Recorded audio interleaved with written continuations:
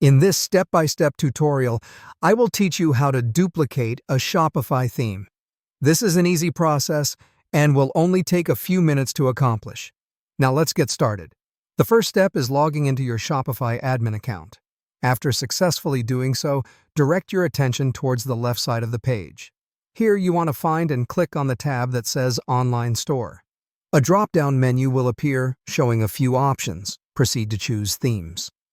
Now that we've reached the Themes page, you should be able to see all the themes available in your Shopify store. Each theme serves as a different aesthetic design and functional layout for your online store. These themes play a huge role in the overall look and feel of the online shopping experience for your customers. The next step is to decide on the theme that you wish to duplicate. If you have a handful of themes installed, it might take you a moment to find it. Once you have identified the theme, bring your focus to the right side of that particular theme, and you will come across 3 horizontal dots, or an ellipsis. This is the Theme Options menu. Without any hesitation, go ahead and click on those 3 dots. A drop-down menu will appear that includes several different options pertaining specifically to the chosen theme. Among these options, what you are interested in is the Duplicate option. Click that option to proceed. Once you've selected Duplicate, Shopify begins working its magic.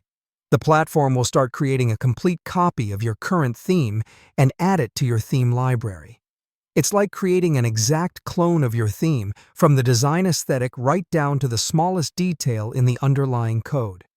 It is important to note that the duplicated theme will typically carry the name copy of, followed by the name of the original theme. For instance, if your original theme was named Radiant, your duplicated theme would be automatically named as Copy of Radiant. Anyway, there you have it. You've just learned how to duplicate a Shopify theme in a few easy steps. I hope this tutorial was helpful for you, and should you ever want to create another layout without changing your current one, or simply have a backup, you now know how to do so.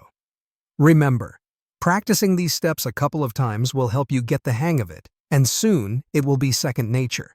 Keep playing around, keep exploring, and happy selling.